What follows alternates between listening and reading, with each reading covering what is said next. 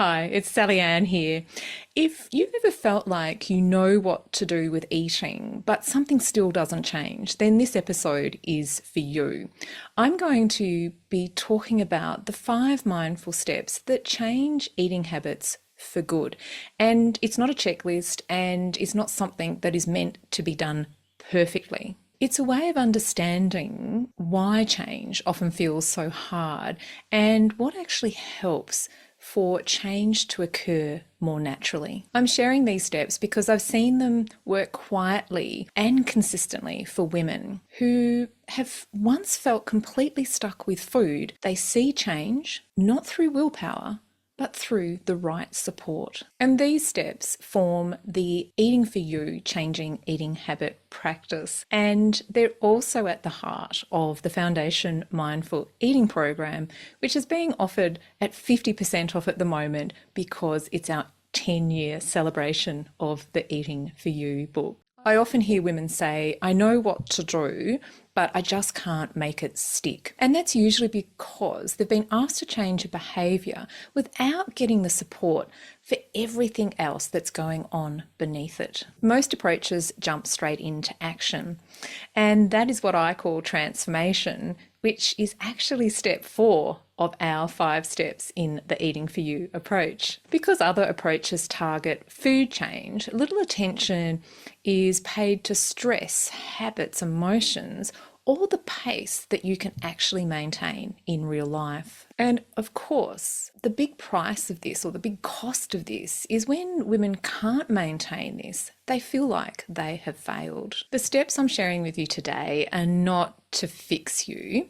They're about creating the right conditions for change to occur naturally over time. The first step is what I call to create space. And creating space can mean many things. It might be slowing down around food, stepping out of the urgency of life, and pausing before you take immediate action. It also means creating what I call you time, carving out 15-minute time slots for yourself throughout the day. And these time slots might be just so you can stop and breathe, take a stretch, step outside, do some yoga, take a bath, or complete a health and well-being program for yourself. Many women tell me that this is the first time that they've ever felt allowed to slow down around food, and that permission alone often brings a great sense of relief, because what happens is urgency keeps us being reactive around food, and especially if you have a stress or emotional eating habit, trying to feel in control of life through numbing our emotions just doesn't work long term, does it? Similarly, striving for a magic number on the scales can lead you to try and force things to happen. And I often talk about it being like a new food psyche being shoved into your mind and body when the old one still exists. The current food psyche that most of us start with when we decide we want a long-term way of eating is what I call the dieting psyche. And this is based on having a meal plan, having a lot of rigid rules to follow. But what dieting has also taught us is to start over and over again. And because it's an all or nothing approach, we're tempted to really overwhelm ourselves with introducing too many changes at once: what to eat, when to eat, and how much to eat. And of course, very quickly, we find out that these are not sustainable. What space does is calm our nervous system and allows us to make mindful choices, rather than making choices on autopilot. Eating for You applies a number of mindfulness techniques that create space in your head and also in your day. And they're a combination of more formal or on-the-mat meditations, as well as practical tools that allow you to take mindfulness and that calm sense into all parts of your day. So when I talk about mindfulness, I am really talking about attention in the current moment. And of course, we're talking about food. So it's being able to observe what we're eating without judgment. It allows you, through observation, to identify what the inner voice, inner chatter, is actually telling you to do, as well as the desired results. Were they delivered, or did we get a result that we don't really want from our food choices, whether that is we chose the wrong food or we ate too much and we felt physically uncomfortable. The most important part of mindfulness practices for me, and what I see for my clients as well, is curiosity. Being curious delivers natural solutions to your habits, and because they're your solutions, that means that they will last. Change cannot begin and definitely cannot last when we feel rushed, pressured, and judged. So this step of creating space for yourself is really important if you feel disconnected from your body and your reasons for eating. You might feel confused about how to set up healthy eating that lasts, or you've been reliant on rules that really don't survive in your real life. Creating space is also essential if you need to carve out time for yourself before you can put these new choices into practice. And this means having space in your head to do that, but also in your 24 hours a day. Can I just say there, 7 to 9 hours of those 24 hours are for sleep. So creating space is especially important if you're feeling overwhelmed or overcommitted. Many of my clients have never stopped to actually see where their 24 hours go until they start a coaching program with me. And I am never surprised at how much women try to cram into their days. One of my clients was so in need of creating space for herself that she spent 4 weeks rearranging her daily and weekly commitments so she could actually comfortably adopt mindful eating, feel calm in her day, and maintain the practices that she was learning in the program. And step 2 is being able to connect with our eating habits. So connection includes reconnecting with how your body feels, your energy levels, your health imbalance, and your overall needs from food. Connection includes reconnecting with your internal cues.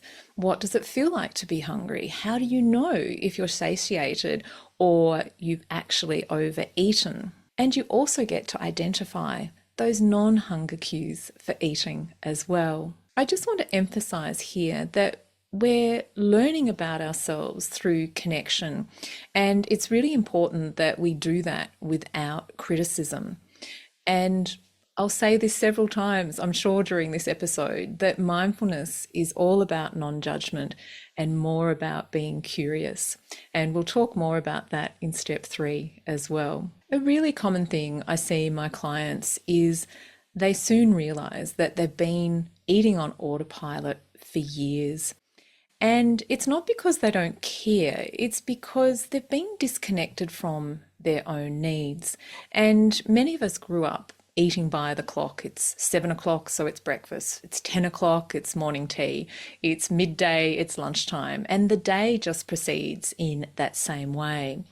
And so it's not surprising that we don't know how to listen and to respond to what our body truly needs from food and how to nourish ourselves in a personalized way. We've grown up with rules around food and eating that have replaced self-trust. In fact, many of us were never taught to eat in tune with our hunger or satiety signals. And if you grew up with the rule that you had to eat everything on your plate before you left the table, like I was, then you learnt to overeat, basically. And I always say to my mum now, I think it was very unfair. I had no choice about how much was on my plate. But she didn't mean to do harm. She just wanted to make sure we were well fed and we didn't waste food. And I certainly agree with that. Wasting food is something we should all try and limit. So most of our eating, as you've probably picked up so far, has nothing to do whether we're physically hungry or not. Now, this step of reconnection or connection with our eating habits is really important if you find yourself saying, I don't know why I do this, it just happens. Reconnecting with our eating habits brings us back into eating in a way that is harmonious with our bodies. We can identify the habits that we have that detract from our health and well-being, as well as those that support us. So reconnecting with your eating habits shifts the voice in your head from what should I do to what do I notice? And this flows naturally into the next step, which is to observe our eating habits. Observation means noticing our eating habits, whether we snack in the afternoons or whether we snack in the evenings. We also get to notice our drivers for eating, whether it's stress, physical hunger, other emotions, health, or pleasure. Perhaps it's convenience. It's all about noticing our habits without trying to fix them. And this can be both a challenge and a relief for my clients working through the Foundation's Mindful Eating program, because many have relied on quick fixes in the past because that's what was available to them. But when we apply a quick fix, the upside is, yes, it's kind of sorted for now, but then the huge downside is when that quick fix doesn't last, we blame ourselves and we can spiral into that old pattern of thinking that I'm no good, I can't do this. And with that, the old eating habits come back. What this observation stage really gives us is an understanding of what the true problem is concerning our eating habits. And that way you can actually find the solution that will last for you. When women and men start to observe their eating habits without judgment, many tell me it's the first time that food stops feeling like a mystery to solve or a burden to get rid of. You'll start having aha moments and you'll start saying to yourself, this makes sense. I understand now why I have this habit. A reminder that judgment shuts down learning and is a big barrier to establishing eating habits that will last. In the mindfulness approach, we're encouraged to replace criticism with curiosity. And curiosity has the opposite effect on learning.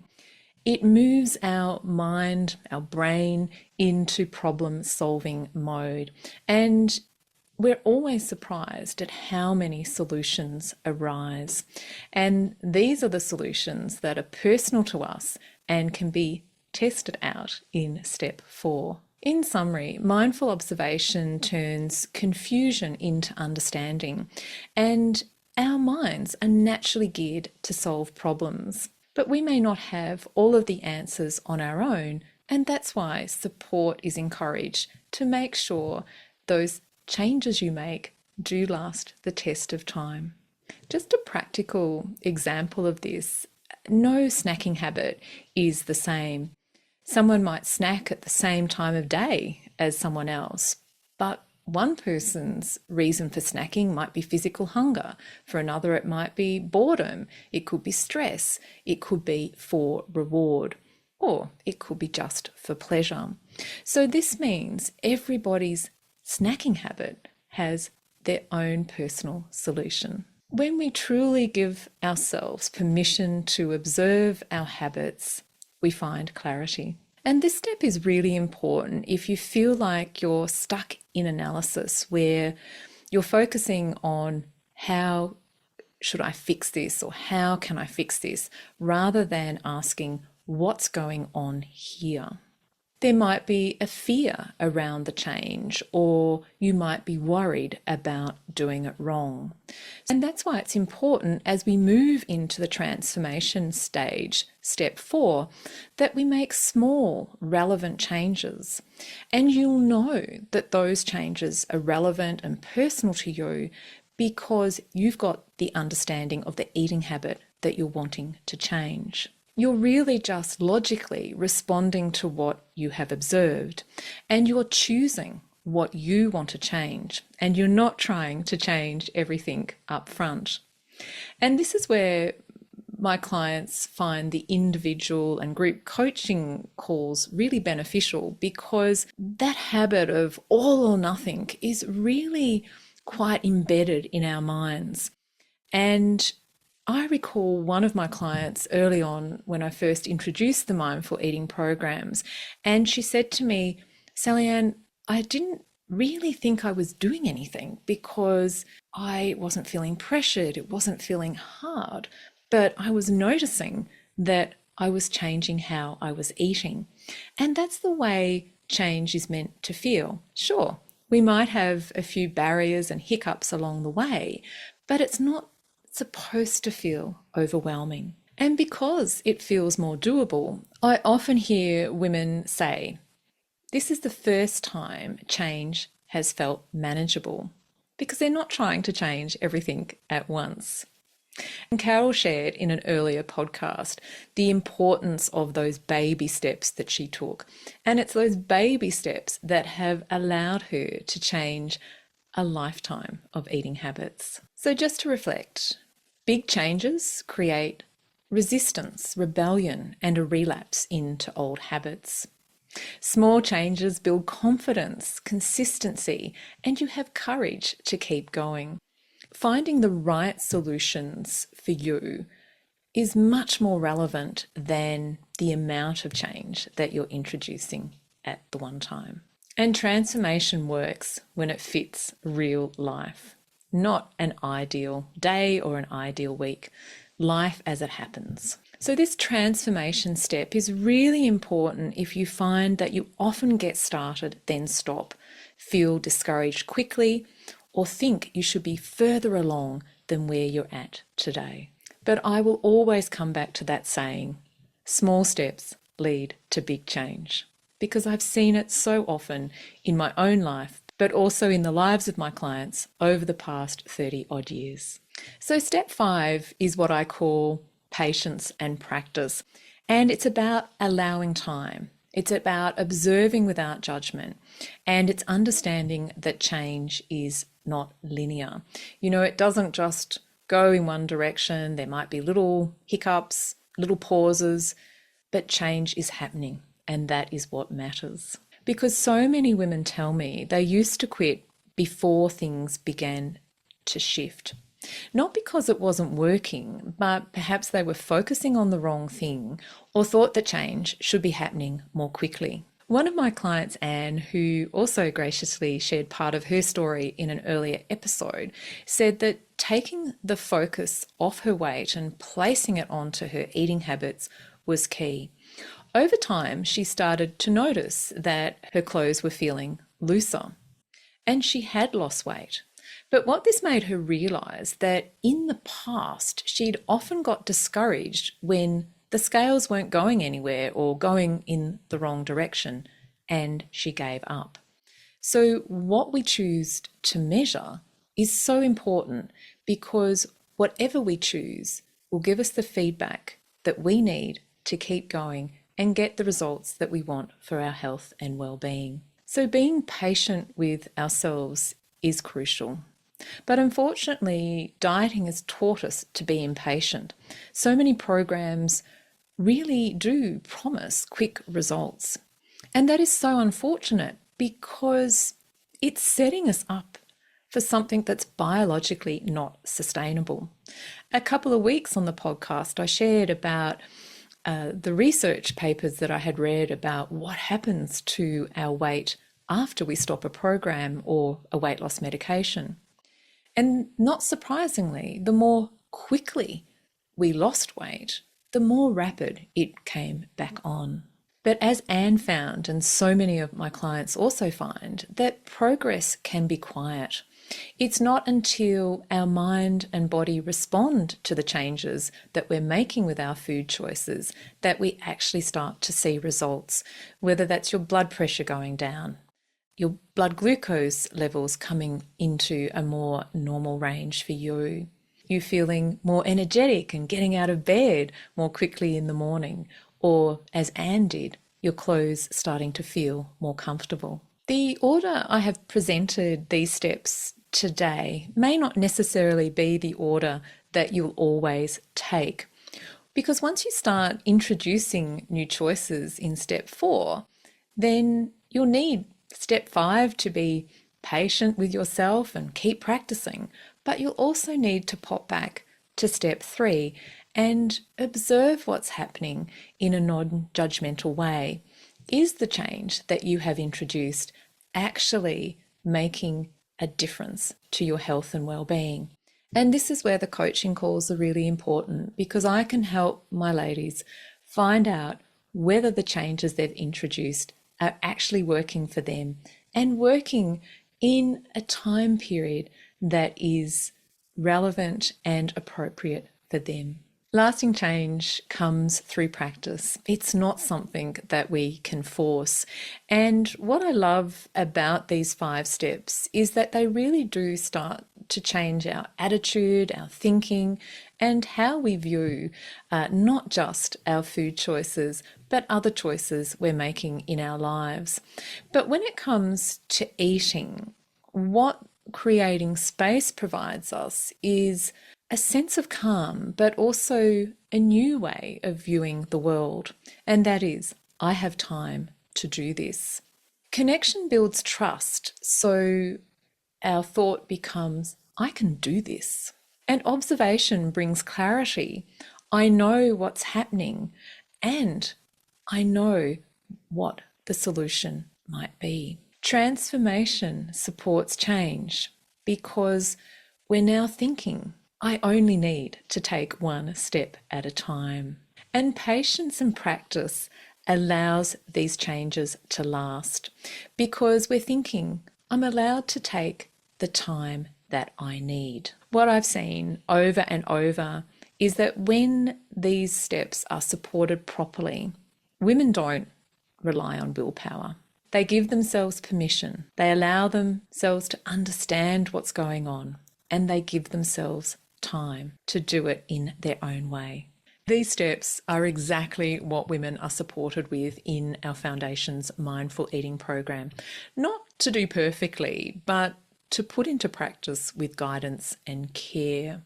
Foundations is an 8-week coaching program designed to help women to get off the dieting roller coaster and set up eating habits that last in real life. To celebrate 10 years since the Eating For You book was launched in Sydney, I'm currently offering the Foundations program at 50% off. That means you can complete the full program for $997 rather than $1,997. And this offer is available up until midnight on February the 14th, St. Valentine's Day. We do offer payment plans if that's of help too. You're welcome to book directly or book a free call so we can talk about whether this program is the right one for you. And I've left links in this episode's notes so you can access information and also book a call with me. You can also email me or message me if you have any questions. If changing eating habits has felt hard, it doesn't mean you failed. It just means you haven't been supported in the right way for you yet. There is another way that is much kinder, gentler, and sustainable. Thank you for listening and for being part of the Eating For You community. If you've enjoyed this episode, please let me know and share it with a friend. And make sure you subscribe so you don't miss future episodes.